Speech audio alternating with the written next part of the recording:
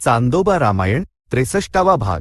राम शंभुकाचा वध करून अयोध्येला परत येताच त्यांनी द्वारपालाला भरत आणि लक्ष्मणाला आपल्याकडे पाठवण्यास सांगितले। ते लवकरच रामाकडे आले। त्यांना राम म्हणाले, बंधूंनो, सर्व पापांचा नाश करणारा राजसूय यज्ञ करावा असे मला वाटते। पूर्वी मित्र आणि चंद्राने राजसूय यज्ञ करून शाश्वत कीर्ती मिळवली होती, त्याबद्दल तुमचे काय मत आहे? त्यावर भरत म्हणाला, अग्रजा, तुमच्या धर्मात आणि कीर्तीत काय कमतरता आहे? तुम्ही राजसूय यज्ञ केलात तर अनेक राजवंश नष्ट होतील, पराक्रमाच्या हट्टामुळे अनेक राजे मृत्युमुखी पडतील, त्यामुळे राजसूय यज्ञ करून पृथ्वीवर विनाकारण संकट ओढवू नका। भरताचे बोलणे रामाला आवडले। उत्तम सल्ला दिल्याबद्दल त्यांनी भरताची प्रशंसा केली। तेव्हा लक्ष्मण असा म्हणाला, दादा, सर्व पापांचे निवारण करणारा महायज्ञ म्हणजे अश्वमेध होय। पूर्वी इंद्राला जेव्हा महापातक लागले होते तेव्हा त्यांनी बृहस्पतीच्या सहाय्याने अश्वमेध यज्ञाद्वारे त्या पापातून सुटका करून घेतली होती। लक्ष्मणाने तो वृत्तांत या प्रकारे सांगितला। पूर्वी वृत्र नावाचा एक महान राक्षस होता। तो मोठा धर्मनिष्ठ आणि महान ज्ञानी होता। तिन्ही लोकांचे अत्यंत प्रेमाने संगोपन करत त्याने धर्मानुसार राज्य केले। त्याच्या राज्यात पृथ्वी सर्व इच्छा पूर्ण करत असे। शेती न करताच पीक येत असे।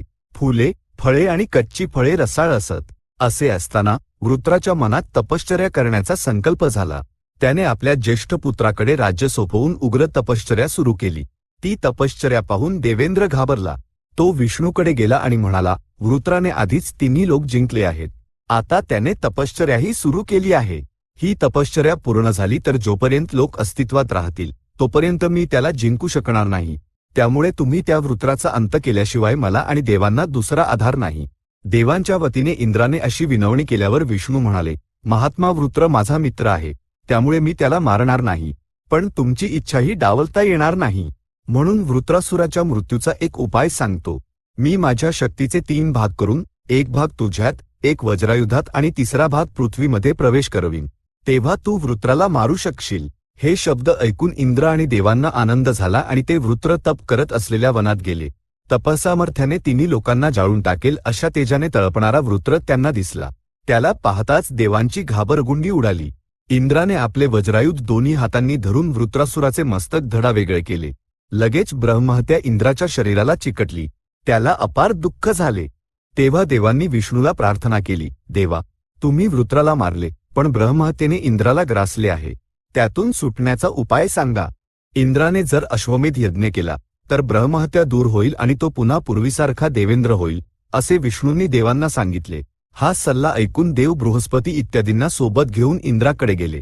इंद्र पूर्णपणे शुद्ध हरपून आणि भयभीत होऊन एका ठिकाणी पडला होता। या इंद्राला सोबत घेऊन देवांनी अश्वमेध यज्ञ केल्यावर त्याची ब्रह्महत्येपासून सुटका झाली। लक्ष्मणाने ही कथा सांगितल्यावर रामाने अश्वमेधाचे महत्त्व सांगणारी दुसरी एक कथा सांगितली। पूर्वी कर्दम प्रजापतीचा मुलगा इल बाहलिक देशावर राज्य करत असे। त्याच्याबद्दल देव, राक्षस, नाग, यक्ष आणि गंधर्वांना खूप आदर होता। एका चैत्र महिन्यात महाराज इल आपल्या परिवारासह वनात शिकारीसाठी गेले। कितीही हजारो प्राण्यांची शिकार केली तरी त्यांची शिकारीची हौस फिटली नाही। त्यामुळे ते शिकार करत करत कुमारस्वामींचा जन्म झाला त्या ठिकाणी पोहोचले। तिथे पार्वती, परमेश्वर आणि त्यांचे अनुयायी होते। त्या डोंगराळ प्रदेशाचे वैशिष्ट्य असे होते की तिथे झाडे, पक्षी आणि प्राणीही मादीच होते। तिथे पोहोचताच इल आणि त्याचे सेवकही स्त्रिया बनले। स्वतःमध्ये झालेला बदल पाहून इलला दुःख आणि भीती वाटली। तो शिवाकडे गेला आणि स्तोत्र पठण करून पाया पडला व रक्षणाची याचना केली। तुझे स्त्रीत्व घालवण्याव्यतिरिक्त दुसरे काहीही मागून घे, असे शिव म्हणाले। इलने शिवाकडे दुसरा कोणताही वर न मागता पार्वतीची प्रार्थना केली। पार्वतीला त्याची दया आली आणि तिने त्याला असा वर दिला की तो 1 महिना स्त्री आणि दुसरा महिना पुरुष राहील आणि स्त्री असताना जे घडले ते पुरुष असताना आठवणार नाही। इल अशा प्रकारे इला बनला। त्याचे सर्व सैनिकही स्त्रिया झाले। ते सर्वजण स्वैरपणे त्या वनात फिरू लागले। ज्या डोंगरावर ते स्त्री बनले होते त्याच्या जवळच एक सरोवर होते। तिथेच चंद्राचा मुलगा बुध आश्रम बांधून तपश्चर्या करत होता। तो तरुण आणि आकर्षक होता। इला आणि तिच्या सोबतच्या स्त्रिया सरोवरात उतरून जलक्रीडा करू लागल्या। बुधाने त्यांना पाहिले आणि तो इलाच्या सौंदर्यावर मोहित झाला। इतकी सुंदर स्त्री तिन्ही लोकात दुसरी नसेल असे त्याला वाटले। इलाच्या सोबत असलेल्या काही स्त्रियांना त्याने आश्रमात बोलावले आणि विचारले, ती कोण आहे? या भागात कोणत्या कामासाठी आली आहे? खरे सांगा महाराज, त्या आमच्या नेत्या आहेत, त्यांना पती नाही। आम्हाला सोबत घेऊन त्या अशा प्रकारे अरण्यभर फिरत आहेत, असे त्या स्त्रिया म्हणाल्या। तुम्ही सर्वजण याच आश्रमात कंदमुळे खाऊन राहा। इथे राहणारे किंपुरुष तुमचे पती होतील असे बुध त्यांना म्हणाला. त्या सर्वजणी निघून गेल्या. त्यानंतर बुध इलाला म्हणाला, मी चंद्राचा मुलगा आहे, माझे नाव बुध आहे. माझ्यावर श्रद्धा आणि प्रेम ठेवून तू इथेच राहा, तुमची इच्छा, असे इला म्हणाली. दोघांनीही तो महिना मोठ्या आनंदात व्यतीत केला. एका पहाटे इला महाराज इलच्या रूपात शय्येवरून उठला. त्याला घडलेल्या कशाचीही आठवण नव्हती. सरोवरात बुध हात वर करून तपश्चर्या करत होता. इलने त्याला पाहून विचारले, महाराज, मी माझ्या सैनिकांसह या पर्वतीय भागात शिकारीसाठी आलो होतो. ते सर्व कुठे गेले ते कळत नाहीये. राजा, दगडांचा वर्षाव होऊन तुझे सर्व सैन्य नष्ट झाले. फक्त तू या आश्रमात आश्रय घेतल्यामुळे वाचलास. दुःख करू नकोस, इथे तू सुखात राहू शकतोस, असे बुध म्हणाला. इला आपल्या अनुयायांच्या जाण्याने दुःखी होऊन म्हणाला, मला आता राज्य करण्याची इच्छा नाही. तुम्ही परवानगी दिली तर मी माझ्या मोठ्या मुलाला शशीबिंदूला राज्याभिषेक करून लगेच परत येईन. महाराज इल, असे का घाबरता?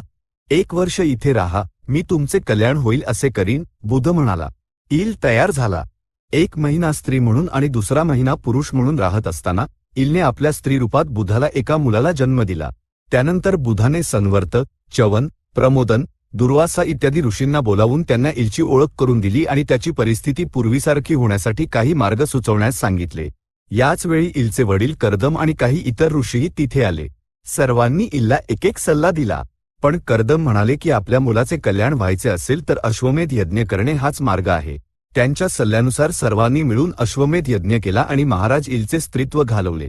यज्ञ पूर्ण होण्याच्या वेळी शिव स्वतः प्रकट झाले आणि त्यांनी महाराज इलवर अनुग्रह केला. त्यानंतर इला आपल्या बाहलिक देशात न जाता मध्यदेशातील प्रतिष्ठानपुरावर राज्य करत तिथेच राहिला. त्याचा मुलगा शशीबिंदू याने बाहलिक देशावर राज्य केले. इला आणि बुध यांच्या पोटी जन्मलेला पुरुर्वा महाराज इलनंतर प्रतिष्ठानपूरचा राजा झाला. रामाने ही कथा आपल्या भावांना सांगितली आणि लक्ष्मणाला पाठवून आपले पुरोहित वसिष्ठ, वामदेव, जाबाली इत्यादींना बोलावले आणि आपण अश्वमेध यज्ञ करणार असल्याचे त्यांना सांगितले. त्यांना खूप आनंद झाला. अश्वमेध यज्ञासाठी आवश्यक तयारी लगेच सुरू झाली आणि ती खूप वेगाने झाली. सपरिवार यावे आणि यज्ञोत्सवात सहभागी व्हावे असे निमंत्रण लक्ष्मणाने दूतांकरवी किष्किंधेत सुग्रीवाला आणि लंकेत विभीषणाला पाठवले. रामाचे कल्याण इच्छिणाऱ्या सर्व राजांना निमंत्रणे गेली. विविध देशांतील ब्राह्मण, ऋषी, सकुटुंब गृहस्थ, गायक, नट आणि नर्तक यांना आमंत्रित करण्यात आले. नैमिषारण्यात गोमती नदीच्या काठावर यज्ञशाळा बांधण्यात आली. हजारो गाड्यांमधून धान्य, कडधान्ये, मीठ आणि चंदन पोहोचले. करोडो रुपये किमतीचे सोने आले. स्वयंपाकी आणि शिल्पकार आले. रामाच्या अंतपुरातून त्यांच्या माता आणि सीतेची सुवर्णमूर्ती भरतासोबत यज्ञस्थळी पोहोचली. निमंत्रितांसाठी राहण्याची सोय स्वतंत्रपणे करण्यात आली. ही सर्व व्यवस्था होईपर्यंत रामाने एक काळा घोडा सोडला आणि त्याच्या मागे ऋत्विज आणि लक्ष्मणाला पाठवले. यज्ञ पाहण्यासाठी आलेल्या राजांनी रामासाठी भेटी आणल्या. त्यांच्या सोयीची जबाबदारी भरत आणि शत्रुघ्न यांनी सांभाळली. ब्राह्मणांच्या सोयी सुग्रीवाच्या वानरांनी तर ऋषींच्या सोयी विभीषणाच्या राक्षसांनी पाहिल्या. यज्ञ अत्यंत यशस्वी झाला. कुठेही, कोणालाही, कोणतीही कमतरता भासल्याचे बोलले गेले नाही. भोजनाच्या वेळी कोणीही तोंड उघडून न मागताच हव्या असलेल्या वस्तू वाढल्या गेल्या. सोने काय, धन काय, रत्ने काय, वस्त्रे काय, ज्याने जे मागितले ते दिले गेले. या वस्तूंचे मोठे मोठे ढीग करून रात्रंदिवस मागणाऱ्यांना देत राहिले. असा यज्ञ इंद्र, कुबेर आणि यमानेही केला नसेल, असे लोक म्हणू लागले. वानरांना आणि राक्षसांना खूप काम पडले. याचक जे काही मागत ते तेच देत राहिले. याच प्रकारे 1 वर्ष उलटले आणि यज्ञ पूर्ण झाला. चांदोबा रामायण 63वा भाग संपूर्ण. सद्य स्वस्ती.